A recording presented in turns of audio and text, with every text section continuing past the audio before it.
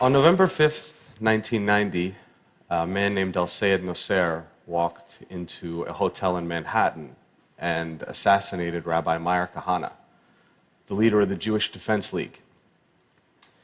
Nosser was initially found not guilty of the murder, but while serving time on lesser charges, he and other men began planning attacks on a dozen New York City landmarks, including tunnels, synagogues, and United Nations headquarters.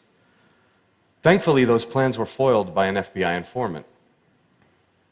Sadly, the 1993 bombing of the World Trade Center was not. Nosser would eventually be convicted for his involvement in the plot. Al-Sayed Nosser is my father.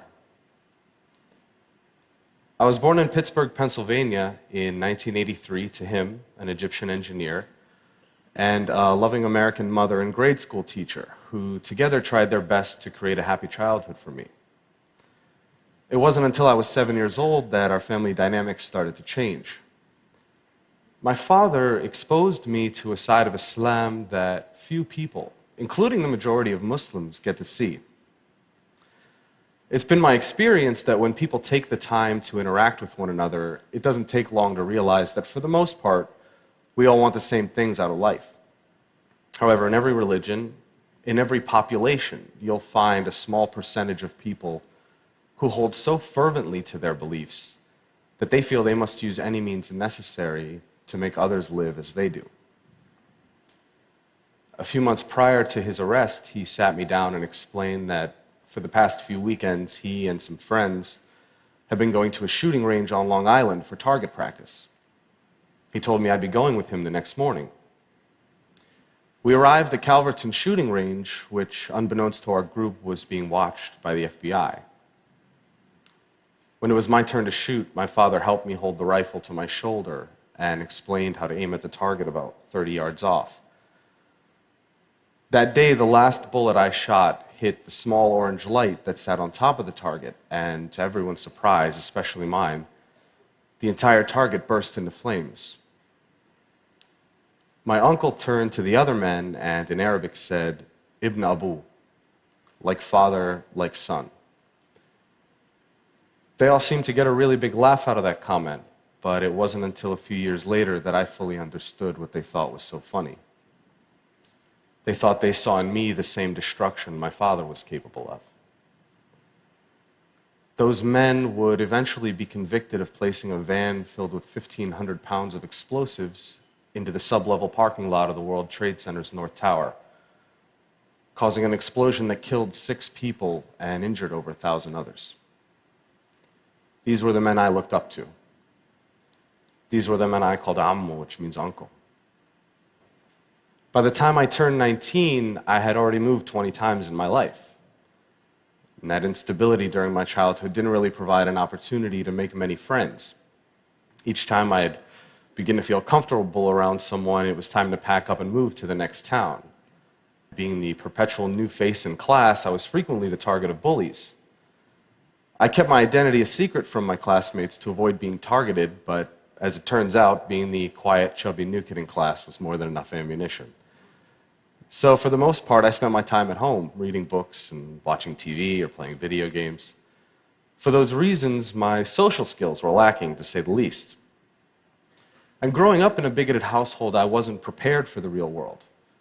I'd been raised to judge people based on arbitrary measurements like a person's race or religion. So what opened my eyes? One of my first experiences that challenged this way of thinking was during the 2000 presidential elections. Through a college prep program, I was able to take part in the National Youth Convention in Philadelphia. My particular group's focus was on youth violence, and having been the victim of bullying for most of my life, this was a subject in which I felt particularly passionate.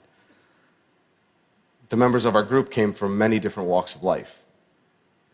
One day, toward the end of the convention, I found out that one of the kids I had befriended was Jewish. Now, it had taken several days for this detail to come to light, and I realized that there was no natural animosity between the two of us. I had never had a Jewish friend before, and frankly, I felt a sense of pride and having been able to overcome a barrier that for most of my life I had been led to believe was insurmountable.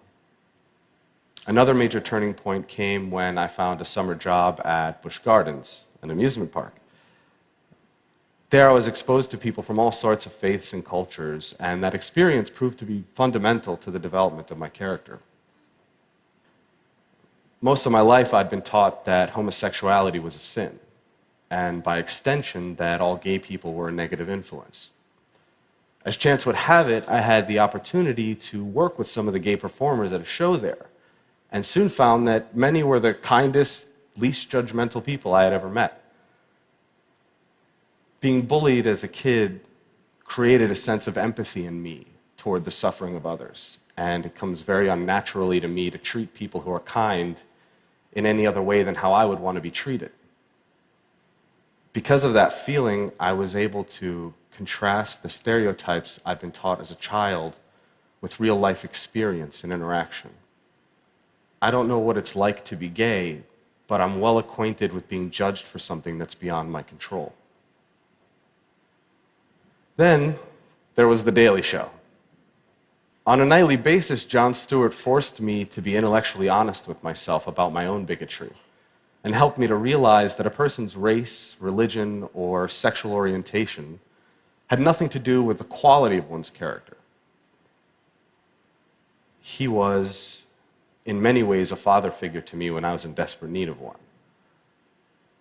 Inspiration can often come from an unexpected place, and the fact that a Jewish comedian had done more to positively influence my worldview than my own extremist father is not lost on me. One day I had a conversation with my mother about how my worldview was starting to change, and she said something to me that I will hold dear to my heart for as long as I live. She looked at me with the weary eyes of someone who'd experienced enough dogmatism to last a lifetime and said, "I'm tired of hating people." In that instant, I realized how much negative energy it takes to hold that hatred inside of you. Zak Ebrahim is not my real name. I changed it when my family decided to end our connection with my father and start a new life. So why would I out myself and potentially put myself in danger? Well, that's simple. I do it in the hopes that perhaps someone someday who is compelled to use violence may hear my story and realize that there is a better way. That although I had been subjected to this violent, intolerant ideology, that I did not become fanaticized. Instead, I choose to use my experience to fight back against terrorism, against bigotry. I do it for the victims of terrorism and their loved ones, for the terrible pain and loss that terrorism has forced upon their lives. For the victims of terrorism, I will speak out against these senseless acts and condemn my father's actions. And with that simple fact, I stand here as proof that violence isn't inherent in one's religion or race, and the son does not have to follow the ways of his father. I am not my father. Thank you. Thank you very much. Thank you all. Thanks a lot.